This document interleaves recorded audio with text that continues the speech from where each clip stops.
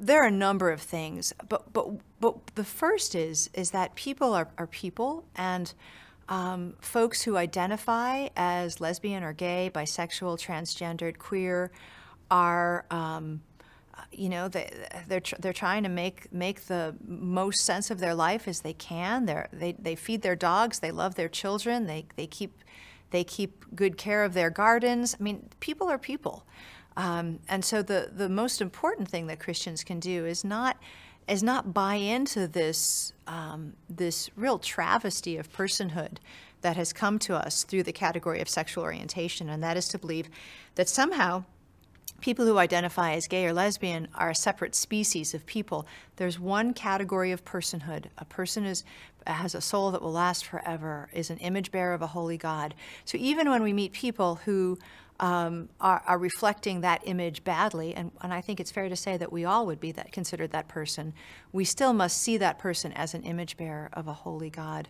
Another thing Christians get really tripped up with, I think, is they focus so much on the particular sin that person manifests, or that you think that person manifests, and they become then bad listeners. You know, when I first started reading the Bible and was meeting with Ken Smith, who's the pastor the Lord used in my conversion, he was really clear that he knew that my being a lesbian was not my biggest sin.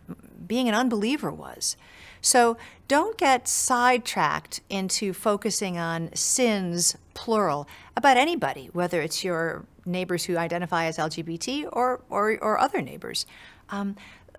Get to know people well enough to know what's really the issue. You know, everyone has a longing for those things that eternal souls need. And the Word of God is the only food, and the person of Jesus Christ is the only friend for all of humanity. So don't get sidetracked with how people are presenting themselves or how they're identifying. That's not helpful, and it's not even kind. Another thing you might want to think about, too, is that before you focus on the specifics and on the consequences of original sin, a really helpful thing to do is to really just share worldview. When people get together and they talk, it doesn't hurt to say, well, you know, this is why Christians think the way they think. We believe that all people are distorted by original sin. Me and you and everybody else, and we're all distorted differently. But before you get into the particulars of actual sins, it really does help to at least have some kind of opportunity to talk about some other things.